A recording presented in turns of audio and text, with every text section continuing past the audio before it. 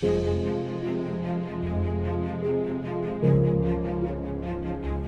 오늘부터 이제 구약 하박국 소선지서로 분류되는 구약 성경 하박국서를 약 5주에 걸쳐서 한번 살펴보도록 하겠습니다. 선지서에는 대선지서, 소선지서 이렇게 나누죠. 그래서 대선지서는 분량이 많으면 대선지서, 소선지서는 분량이 쬐금하면 소선지서, 이렇게 우리 한국 성경에는 그렇게 나눠 있는데, 분량이 작다고 해서 그 내용까지 작은 건 아닙니다. 또 분량이 크다고 해서 그 내용도 큰 게 아니에요. 그래서 우리 한국교회에서는 이렇게 소선지서를 잘 안 다루는 그런 경향이 있는데, 이 소선지서 안에도 하나님이 우리에게 주시는 귀한 메시지가 당연히 담겨 있고요. 또 우리도 1월 오늘부터 시작해서 약 5주간 이 하박국의 말씀을 가지고 은혜를 받을 때 하나님이 나에게 어떤 말씀을 하시는지 잘 귀 기울여 듣고 또 우리의 삶 가운데 또 잘 실천하는 그런 저와 여러분이 됐으면 좋겠습니다. 구약 성경 하박국을 기록한 사람은 하박국이라는 선지서입니다. 선지자. 우리나라는 이렇게 하박국 이렇게 읽는데 히브리어는 이렇게 반대로 읽죠. 그래서 하바쿠크, 이렇게 이름이 이렇게 돼 있어요. 하바쿠크 이렇게 돼 있는데 우리나라에서는 하박국 이렇게 번역을 했습니다. 이 하박국이라고 하는 이름의 뜻은 포옹하다라는 의미를 갖고 있고요. 또 죄송합니다. 또 다른 의미로 이렇게 포옹하다라는 것이 첫 번째 의미고요. 또 다른 두 번째 의미로는 씨름하다, 붙들고 씨름하다, 이런 의미를 가지고 있어요. 그러니까 하박국 선지자가 이스라엘 민족을 이렇게 포옹하면서 꽉 안아주는, 위로하고 안아주면서 위로하고 하는 이런 모습이 있는가 하면, 또 반면으로는 붙들고 씨름하는, 이렇게 말이죠. 양손으로 붙들고 씨름하는 이런 의미를 함께 가지고 있는 겁니다. 그래서 이 두 가지 모습을 동시에 보여준다라고 할 수 있습니다. 하박국 선지자의 고백 중에 가장 유명한 고백이 찬양으로도 많이 알려져 있죠. 무화과 나무 잎이 마르고, 이것도 이제 하박국에 등장하는 이런 고백인데요. 그래서 우리에게는 이 하박국이 꽤 유명한 사람인 것 같다라고 이렇게 느낄 수 있습니다만, 정작 성경에는 하박국에 대해서 전혀 기록이 없습니다. 오늘 말씀 1장 1절에 하박국이 선지자라는 것 외에 전혀 알려진 것이 없어요.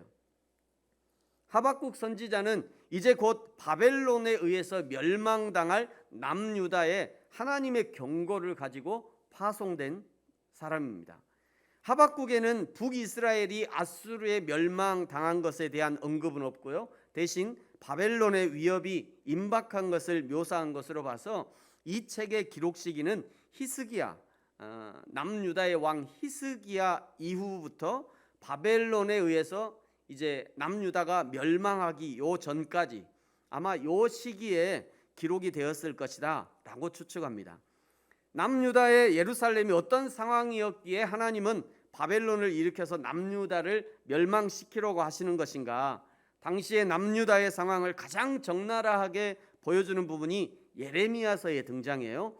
예레미야 36장에 보면요, 이 요시야 왕의 아들 히스기야, 므낫세, 그 다음에 아몬, 그 다음에 요시야잖아요. 이 요시야 왕의 아들 여호야김 때에 예레미야가 첫 번째 두루마기 책을 기록한 것으로 나옵니다. 요시야 왕은 남유다의 대표적인 개혁자이죠. 모든 우상의 산당을 부셨고요.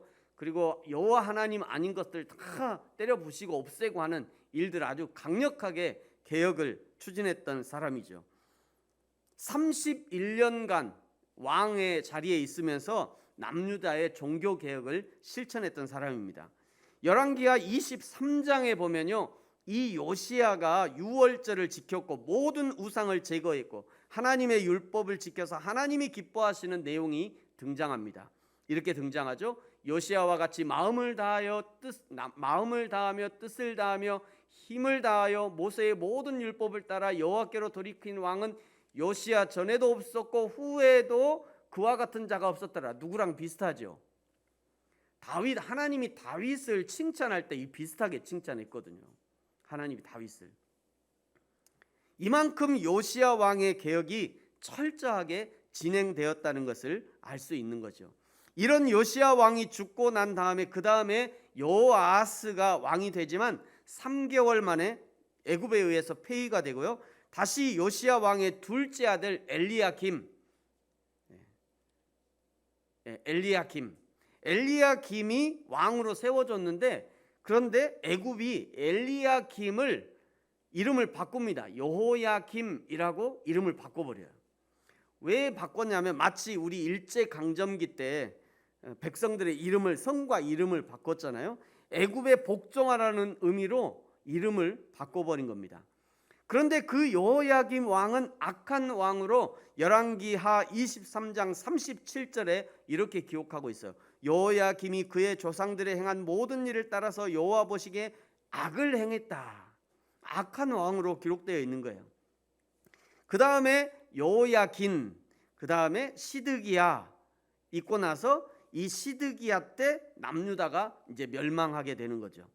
오늘 하박국은 남유다가 멸망하기 직전 여호야김 시대에 관한 것입니다.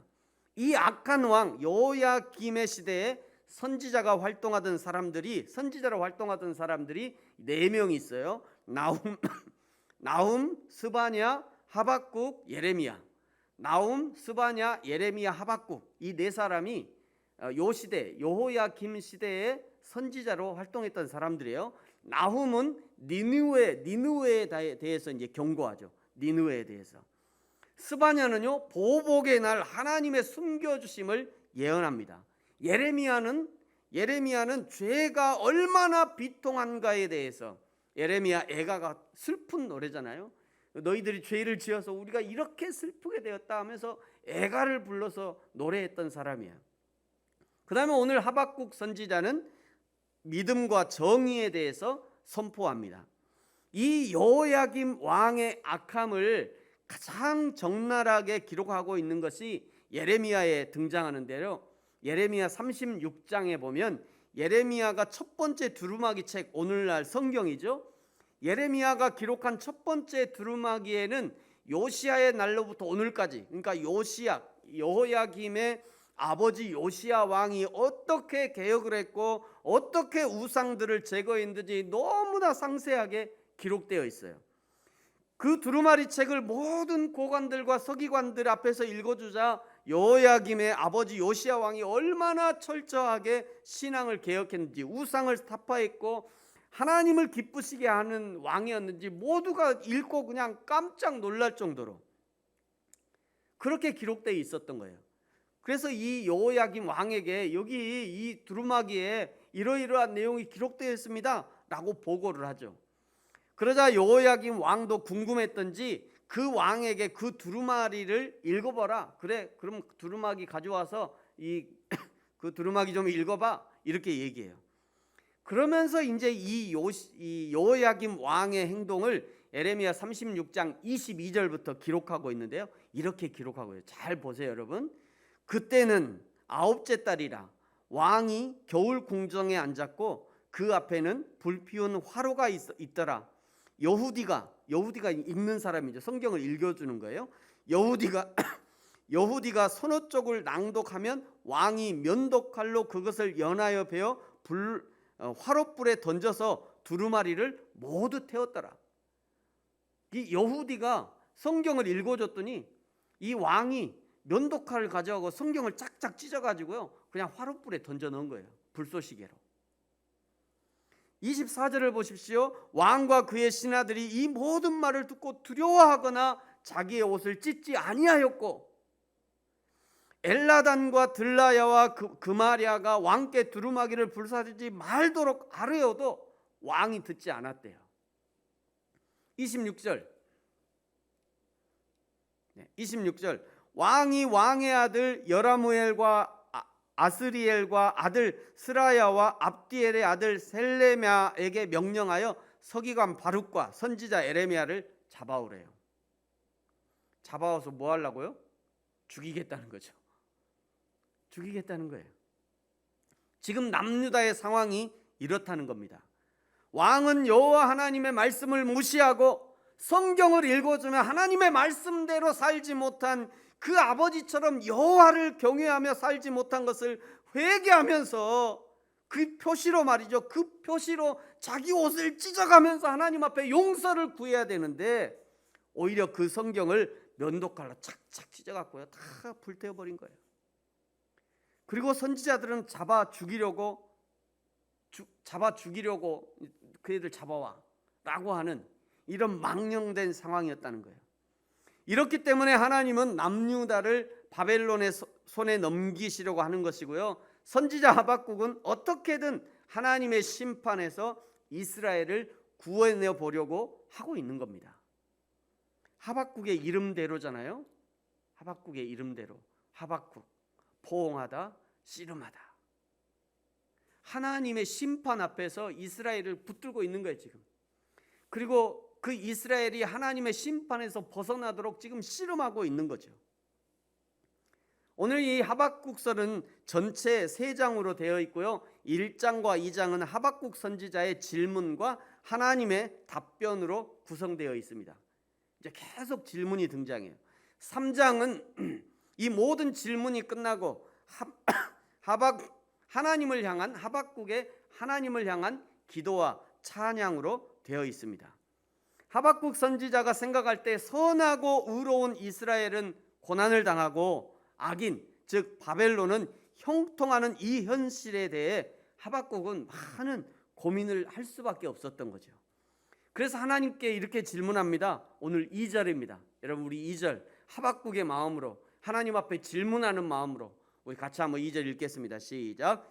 여호와여 내가 부르짖어도 주께서 듣지 아니하시니 어느 때까지이리까? 내가 강포로 말미암아 외쳐도 주께서 구원하지 아니하시나이다. 아멘. 2가지 질문이 나오죠. 첫째는 왜 내가 부르짖어도 주께서는 듣지 않으십니까? 두 번째는 왜 우리를 구원하지 않으십니까? 이런 2가지 질문, 2가지 기도가 등장하는 겁니다. 3절 4절에도 계속 질문을 쏟아놓습니다. 어찌하여 내게 죄악을 보게 하시고 패역을 눈으로 보게 하시나이까? 겁탈과 광포가 내 앞에 있고 변론과 분쟁이 일어났나이다. 이러므로 율법이 해이하고 정의가 전혀 시행되지 못하오니 이는 악인이 의인을 에워쌌으므로 정의가 굽게 행하여 짐이니이다.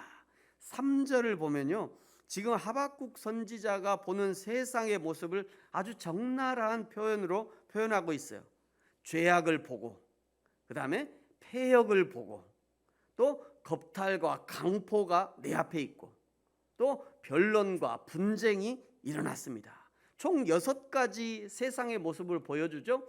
죄악, 그 다음에 패역, 또 겁탈, 강포, 그 다음에 변론, 또 분쟁, 이렇게 6가지의 세상에 일어나는 현상들을 보여줍니다.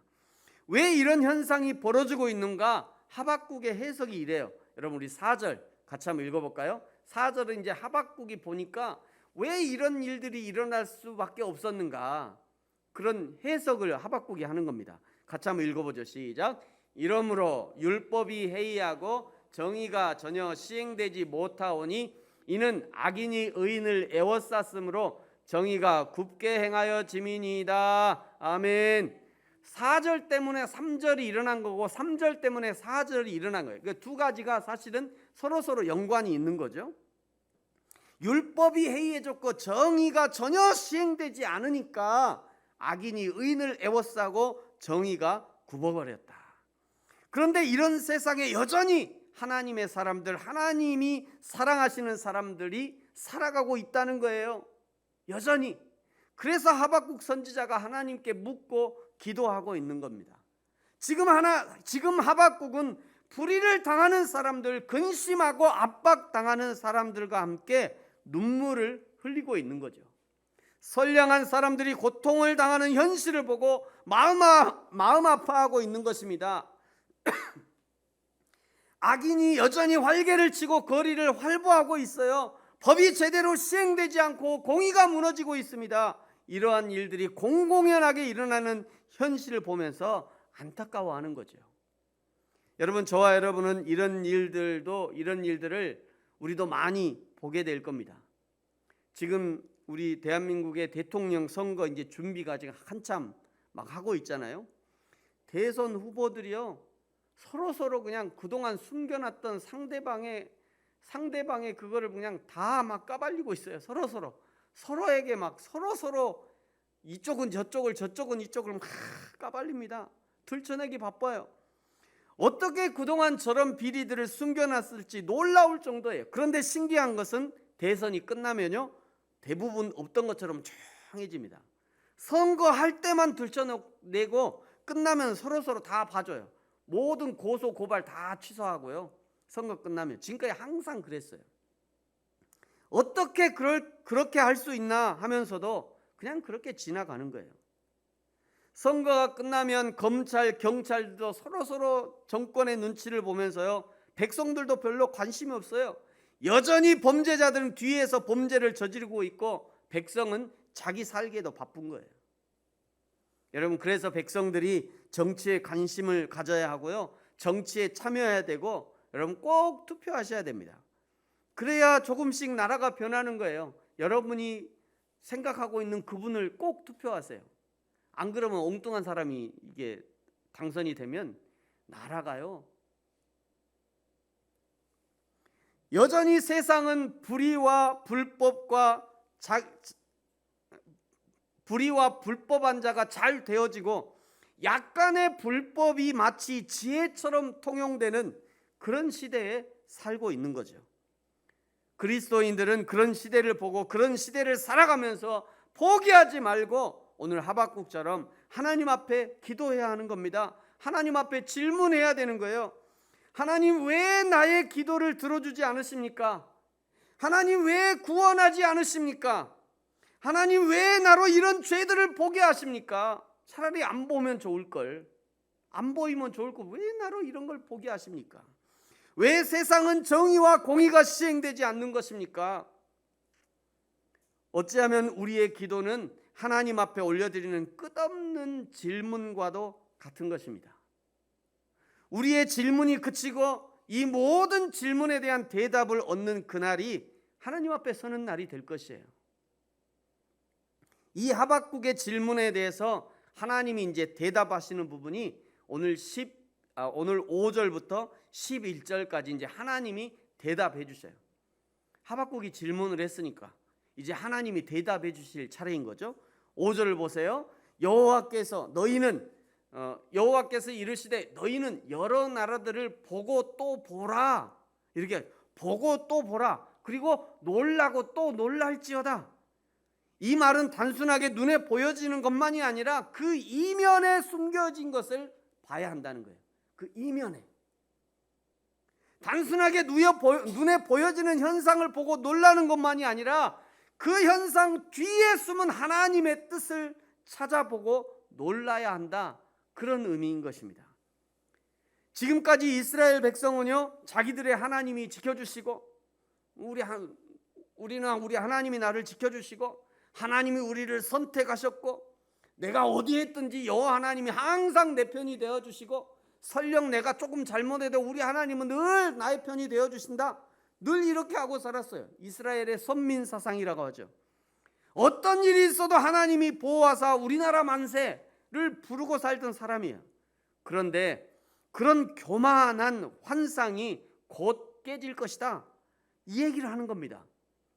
어찌 그런 일이 있을 수 있을까? 아니, 그런 일을 하나님이 하시겠다는 거예요. 그러니 너희들이 똑똑히 봐라, 이런 얘기하는 겁니다. 하나님 앞에 너희가 놀랄 것이다. 내가 너희를 깜짝 놀라게 할 거야. 자기들은 우리 하나님 그런 하나님 아니라고 생각했거든요. 우리 하나님은 늘 내 편이라고 생각했어요. 우리 하나님은 늘 나를 도우시는 분이라고 생각했어요. 그런데 아니라는 거예요. 너희 이제 똑똑히 봐라. 너희 이제 놀랄 준비해라. 지금 이 얘기를 하고 계시는 겁니다. 하나님이 보고도 믿기지 않을 일, 깜짝 놀랄 만한 일을 행하시는 데는 다 이유가 있는 겁니다. 오늘 5절 하반절에 보면 이런 말이 있죠. 누가 너희에게 말할지라도 너희가 믿지 아니하니라. 예레미야 선지자가요, 바벨론에 의해서 남유다가 망할 것이라고 이미 예언했어요. 이미 알려줬어요. 이스라엘 남유다 너희들 그렇게 살면 안 된다라고 이미 얘기했습니다. 우상을 타파하라고 이미 얘기했어요. 오직 여호와 하나님만 섬기라고 이미 얘기를 했어요. 그런데 그들이 듣지 않았어요. 누가 너희에게 말할지라도 너희가 믿지 않았대요. 회개하고 여호와께 돌아와야 한다고 그렇게 울면서 외쳤건만, 예레미야 애가가 전부 다 슬픈 노래잖아요. 그 슬픈 노래를 부르면서 이스라엘이 여호와 하나님께 돌아올 것을 노래했지만, 외쳤지만 듣지 않은 거예요. 오히려 하나님의 말씀을 전한 선지자들을 잡아오라고 내가 죽이겠다는 거죠. 여러분, 하나님의 말씀은 경고하실 때 들어야 합니다. 하나님의 말씀으로 차근차근 알려주실 때 그 말씀 들을 수 있어야 돼요. 말씀을 듣고 알아차릴 만한 실력이 되어야 합니다. 말씀을 듣고도 알아차리지 못하면 그 다음에는 채찍이 오는 거예요. 하나님이 채찍으로 사용하시는 바벨론이 어떤 나라인지 하나님이 알려주셔요. 6절을 보세요. 내가 갈대아, 보라 내가 끝에 보면 갈대아 사람을 일으켰다 이렇게 얘기하잖아요. 이 갈대아 사람들이 어떤 사람들이냐? 사납고 성급한 백성이래요. 이 사람들은 땅의 넓은 곳으로 다니면서 자기의 소유가 아닌 거처들을 점령하는 사람들이에요. 이게 바로 바벨론을 말하는 거죠. 결국 남유다가 이 바벨론에 의해서 멸망하게 되는 것입니다. 하나님은 악을 행하는 이스라엘에 대한 하나님의 의의 집행관으로 바벨론을 사용하시는 거예요. 여러분, 그렇다고 바벨론을 하나님의 의의 종으로 사용한다고 해서 하나님이 바벨론을 용서하시는 것이 아닙니다. 여러분, 옛날에 부뚜막에서 이 불 쏘시게, 불 이렇게 할 때 그걸 뭐라고 그러죠? 생각나십니까? 이 불 이렇게 막 이렇게 불 이루고 막 불 집어넣을 때 부지깽이라고 하잖아요. 부지깽이. 여러분, 저 부지깽이가 처음에 불을 피울 때는 막 좋아요. 이리저리 나무도 뒤집고 하다가 불이 잘 피워지면 점점 부지깽이가 짧아지죠. 그러면 그거 나중에 보관해 놓나요? 그냥 휙 집어 던져요. 너도 같이 타라고. 하나님께 쓰임 받아도 부지깽이처럼 쓰임 받아서는 안 되는 겁니다. 하나님의 거룩한 도구로 쓰임 받아야죠. 하나님의 사람들과 교회를 살리고 세워주는 도구로 쓰임 받아야 하는 거예요. 성도들을 심판하고 교회를 심판하는 도구가 되어서는 안 되는 것입니다. 갈대아, 즉 바벨론에 대해서 계속 말씀하시는데요. 7절에 보니까 그들을 두렵고 무서운 자들로 표현하고 있습니다. 그 갈대아 사람들은 두렵고 무서운 사람들이에요. 또 8절에 그들의 군마는 표범보다 빠르고 저녁 이리보다 사납대요. 그들의 마병은 마치 먹이를 포착하고 쏜살같이 내려오는 독수리와 같대요. 바벨론이 그렇다는 거예요. 9절을 보세요. 그들은 사람을 잡아가기를 바닷가에서 모래를 한 움큼 쥐는 것처럼 아무런 저항 없이 간단하게 사람을 잡아간다는 거예요. 10절, 안 잡혀 가려고 애를 쓰고 저항을 해도 갈대아 사람들은요, 왕도 멸시하고 방백들을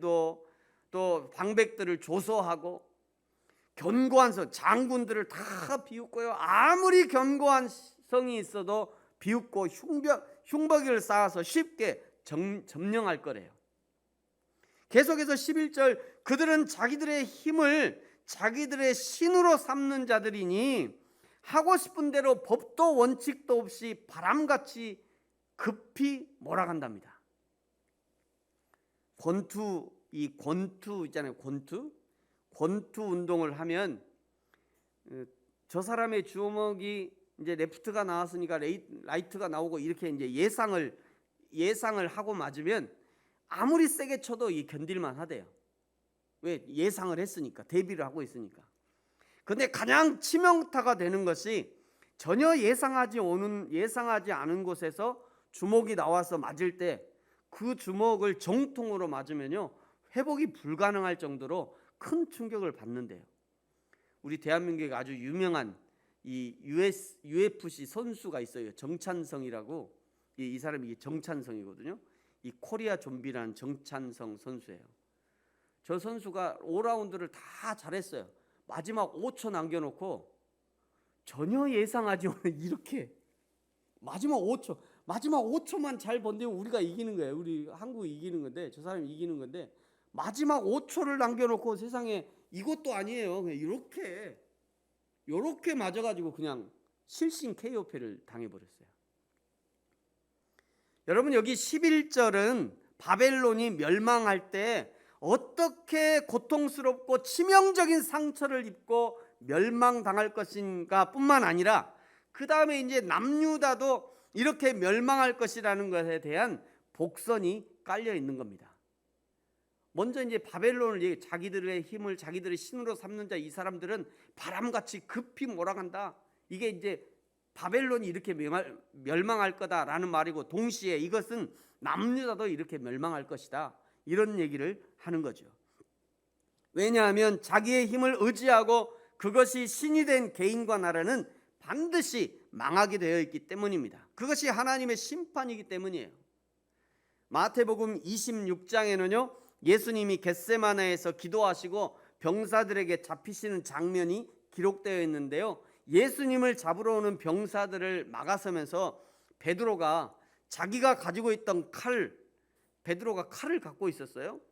근데 이거는 훈련된 군사가 아니니까 전쟁하는 칼은 아니었을 거예요. 베드로 직업이 뭐였죠? 어부였잖아요. 어부였으니까 아마 회 뜨는 칼 정도는 가지고 다니지 않았을까. 이 칼을 가지고 베드로가 그 칼을 꺼내서 병사 말고의 귀를 잘라버리는 일이 발생합니다. 그때 예수님이 이렇게 말씀하셨어요. 51절 51 52 여러분 같이 한번 읽어볼까요? 시작. 예수와 함께 있던 자 중에 하나가 손을 펴 칼을 빼어 대제사장의 종을 쳐 그 귀를 떨어뜨리니